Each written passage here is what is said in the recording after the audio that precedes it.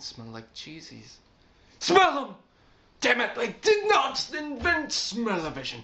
Somebody invent that. Anyways, this is the Canadian review, as you can see. And this time we're going to do a little video review of something surprising. I don't even know what it is. You might, because you already seen the title of the video. So, you know, what's the point of being all suspenseful? Oh, here it is. It is, God, not you.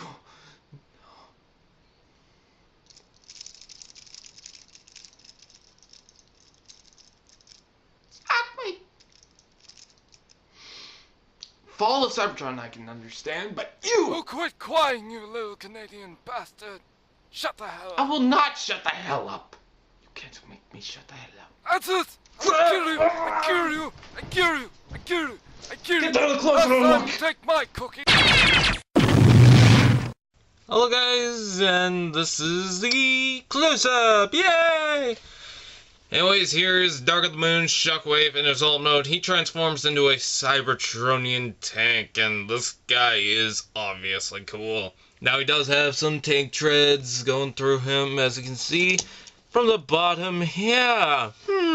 Tank treads.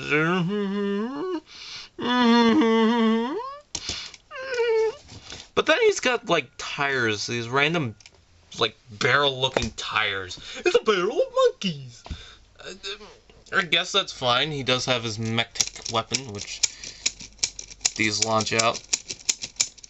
So that's kind of cool. You can clip that in. I forgot to show that on the Ironhide review, is that the end, when you turn it, the whole thing extends out. So, yeah, and it stays that way. But with this, you just snap it in, snap it out, snap it in, snap it out. There you go. It does have the rubber hose, which is always fun, but kind of feels like it could break at some point. I do like it. You know, there's the head. And the blade is right here.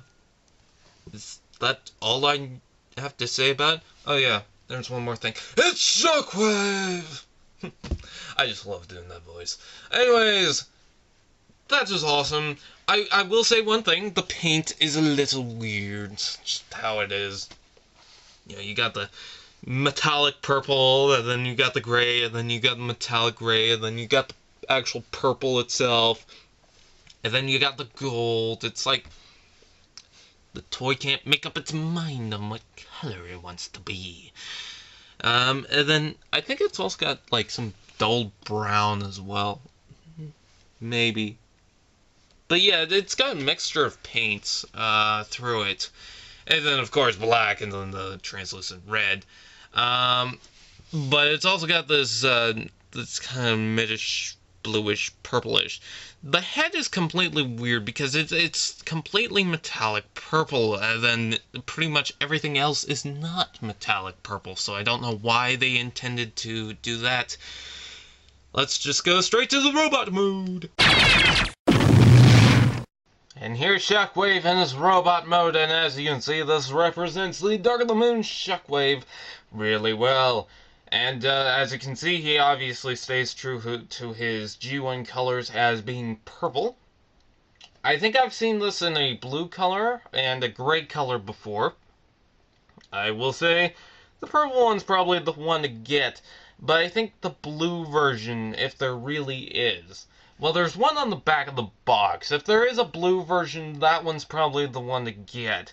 Because that one actually looks more accurate to the Dark of the Moon movie than this. But I like how Hasbro decided to give us a more G1 color. And you know what? Said, screw the Transformers movies, I'm going to make this guy purple. And so they decided to make it purple. That was that story. The more you know. Anyways, here's Shockwave. Shockwave! It's Shockwave! It's Shockwave! Anyways, so overall it's not bad. I will say that the feet are a little weird. Just how they're designed. I mean, look at them. They're just weird.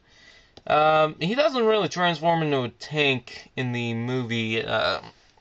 I mean, he just has his driller pet to really stay mobile. And, yeah, so I don't understand why he has to have a tank mode, but apparently he has to have a tank mode. You cannot be an action figure unless you have an alt mode.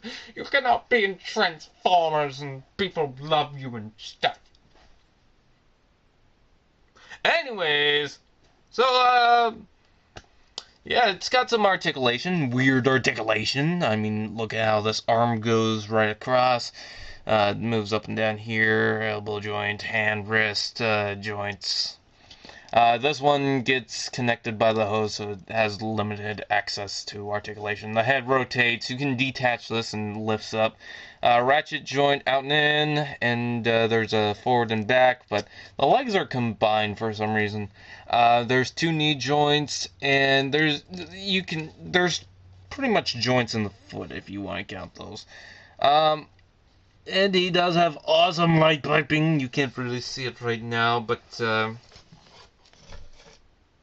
see? So, just wanted to point that out. Anyways, so yeah, I would, definitely recommend Shockwave, Dark of the Moon.